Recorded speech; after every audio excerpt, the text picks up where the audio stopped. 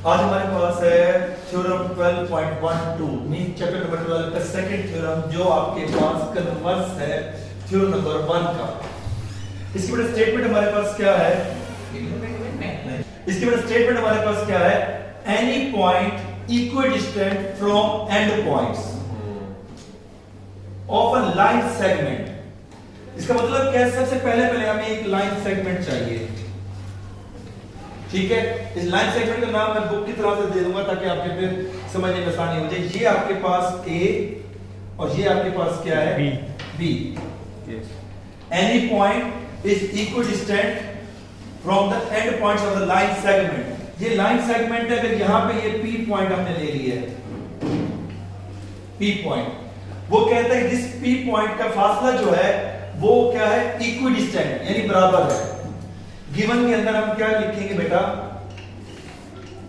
Statement को देख के जो हमारे पास डायग्राम में बनती है उसने जैसे कहा ना, एनी पॉइंट, कोई पॉइंट ले equidistant from the end points of the line segment. हमने एक लाइन सेगमेंट लिया जिसके पॉइंट हमने क्या रखा? End points A B. उसने कहा एनी पॉइंट क्या ले लिया हमने? पी। उसने कहा कि ये पी पॉइंट क्या है? इक्विडिस्टेंट है। मींस कि आपके पास P A is equal to P B. इसके डिस्टेंस क्या है? सेम है। और आपके पास हमने शो क्या करना है? Right bisector of it. इसका मतलब ये है कि राइट बाइसेक्टर, दो लफ्ज यूज किए गए, एक राइट और दूसरा बाइसेक्टर। इन दोनों का मतलब आपको पता है?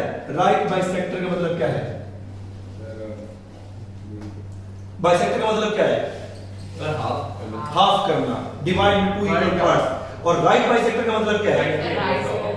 90 एंगल पे। बेटा देखिए आपके पास बाइसेक्टर का मतलब मैं आपको यूं समझा देता हूं। जैसे ये इस वक्त एक डस्टर है, अगर इस डस्टर का ये सेंटर पॉइंट है तो ये इसको बाइसेक्ट कर रहे हैं।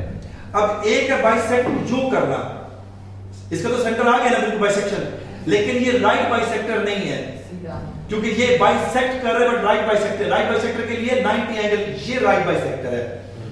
यानी बिल्कुल आपके पास 90 एंगल के ऊपर जाके कट करना और बाइसेक्ट डिवाइडेड इक्वल पार्ट्स में करना, और राइट बाइसेक्टर कहलाता है। बात समझ आई कि नहीं आई? कि ये इसका क्या है? ये पॉइंट इसका मिड पॉइंट है। अगर इस मार्कर ने इसको यूं आगे बाइसेक्ट किया तो ये इस वक्त से बाइसेक्ट कर रहा है, लेकिन राइट बाइसेक्टर नहीं है। राइट बाइसेक्टर के लिए मार्कर कैसे से जाके कट करे? यूं। तो ये राइट बाइसेक्टर है। अब हमने क्या प्रूव करना है? P is or lie on a right bisector। अब हमने ये प्रूव करना है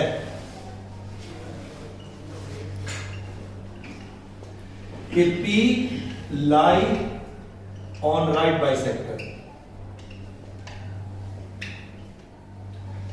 Bisector of AB, कि AB लाइन के राइट बाइसेक्टर के ऊपर है। यहां पे बात समझ आती है कि नहीं आती? जी सर। या कोई ऐसा पॉइंट जो आपको समझ नहीं आ रहा हो? अब हमने करना क्या है कि हम इस P को ज्वाइन कर देते हैं इसके साथ, ज्वाइन कंस्ट्रक्शन के अंदर, ज्वाइन P to C और such that C is the mid point of AB। हमने साथ साथ बताना भी है, जो हम कर रहे हैं वो कंस्ट्रक्शन में आप लिखते जाएंगे।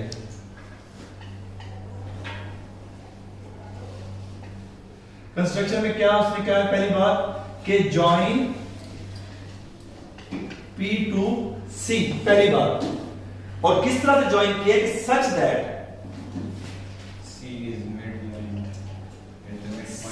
That C is mid point आपके पास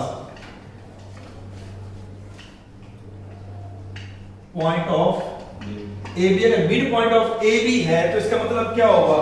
AC और BC दोनों का डिस्टेंस सेम होगा कि नहीं होगा? क्योंकि ये मिड पॉइंट है तो ये फासला भी दोनों बराबर होंगे।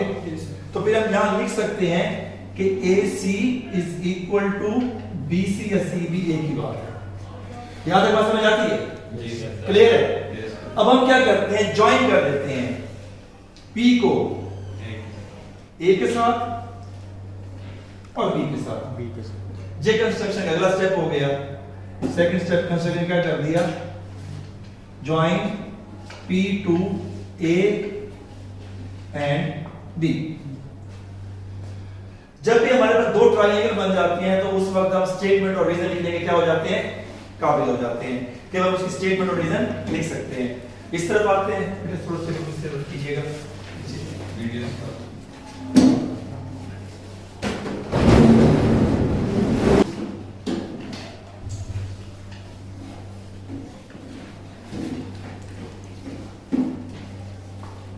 स्टार्ट करें? ठीक है जी। स्टेटमेंट ऑफ रीजन के अंदर सबसे पहले तो ये दो ट्रायंगल है। एक ट्रायंगल हमारे पास क्या है, ये और दूसरी क्या है ये। इनकी कॉरेस्पॉन्डेंस चेक करनी है। जब कॉरेस्पॉन्डेंस चेक करते हैं तो उसके लिए हमारे पास जो साइन यूज की जाती है वो कौन सी है, ये ट्रायंगल कौन सी बन जाएगी पहले आपके पास, BCA और BCP। BCP बेटा ये क्यों आएगी, ACP एक ट्रायंगल आप ACP ले लेंगे और दूसरी ट्रायंगल क्या बन जाएगी BCP। ये देखें ना ACP एक ट्रायंगल ये सर मैं और आप BCA बोलते हैं बाय मिस्टेक, होता है कोई बात नहीं। अब इन दो ट्रायंगल के अंदर कंकरेंट जो आपके पास साइड्स हैं वो ढूंढनी है।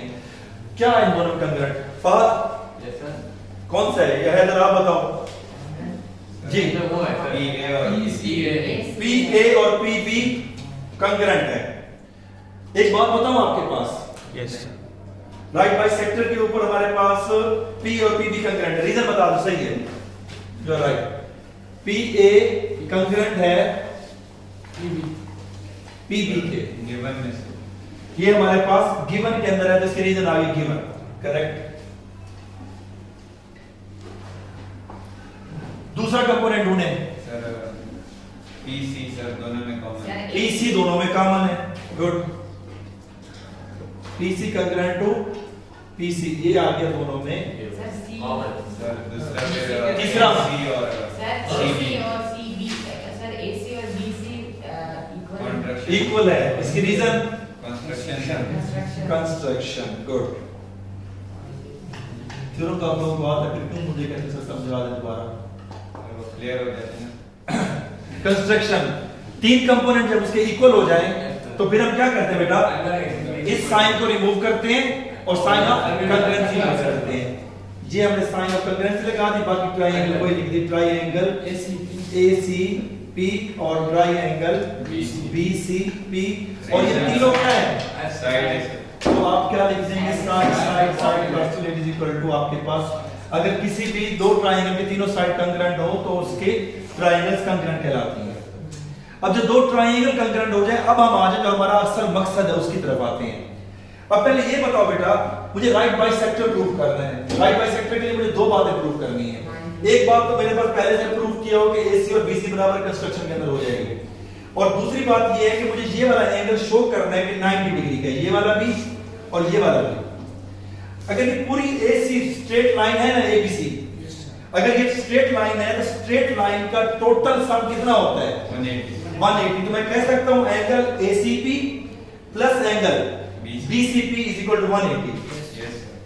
एंगल ACP प्लस एंगल आपके पास BCP is equal to 180 degree. लेकिन इससे पहले एक बात हम और कह देते हैं, जब दो ट्रायंगल्स बराबर है तो उसके कॉरेस्पॉन्डिंग एंगल भी क्या होंगे, तो ये वाला एंगल ACP और BCP दोनों क्या है, इक्वल। यहाँ पे एक चीज पहले लिख देते हैं बाद में लिखने की बजाय, एंगल ACP कंग्रेंट है एंगल BCP के, और रीजन क्या लिखेंगे, corresponding angle of congruent triangles. Good, corresponding angles of congruent triangles.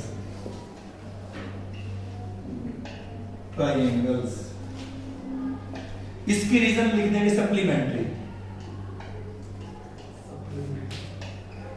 अगर किसी दो एंगल का सम आपके पास क्या हो जाए 180 डिग्री हो जाए, हम कहते हैं सप्लीमेंट्री। अब एक बात बताओ, इन दोनों का सम क्या है 180 और दोनों हैं भी इक्वल, तो हर एंगल कितने डिग्री का होगा 90। देखो 90 प्लस 90 क्या होता है 180। जैसे आपके पास सादा मिसाल में यूं बता सकता हूं कि आपके पास दो बच्चे हैं, दोनों के पास अमाउंट मिलाओ इक्वल टू 10 दिरहम है और हर दोनों के पास है नहीं बराबर, तो हर एक के पास कितने होंगे 5 होंगे ना, 5 होंगे ना। तो इधर भी इसी तरह से दोनों का सम कितना है 180 डिग्री और दोनों हैं भी इक्वल, तो हर एक के पास कितना होगा 90। तो मैं कह सकता हूं angle ACP is equal to angle आपके पास BCP is equal to 90 degree. और रीजन क्या लिख देंगे, इसको क्वेश्चन नंबर 1 कहें, इसे 2 कहें, और रीजन आ जाएगी from equation 1 and equation 2। Right bisector के लिए दो बातें हैं। एक बात हमने ये प्रूव करनी है कि ये एंगल क्या है 90 डिग्री। दूसरी बात हमें ये प्रूव करनी है कि ये मिड पॉइंट है। और ये बात हम पहले से कह चुके हैं कि ये भी आप AC इज इक्वल टू आपके पास BC, ये बात हम कंस्ट्रक्शन में पहले प्रूव कर चुके हैं। अब बात वही आ गई जो मैंने अभी आपको समझाई थी कि राइट बाइसेक्टर के लिए दो बातें जरूरी है। एक तो ये आपके पास मिड पॉइंट हो, दूसरा स्ट्रेट लाइन, और दूसरा ये स्ट्रेट लाइन। स्ट्रेट लाइन के लिए 90 एंगल, हमने 90 डिग्री प्रूव कर दिया ना। ये C मिड पॉइंट हो गया ना, तो AC और BC दोनों बराबर हैं, तो दोनों को मिला के क्या बनता है राइट बाइसेक्टर। और राइट बाइसेक्टर अगर बनता है तो P पॉइंट इसी के ऊपर है ना। और हमने क्या प्रूव कर देना था, P lie on a right bisector of AB। तो फिर आप इसके बाद लिख देंगे therefore P lie on right bisector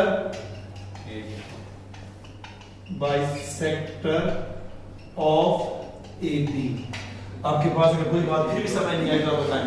sir समझ All of you clear? Yes sir. Then you can write. Easy.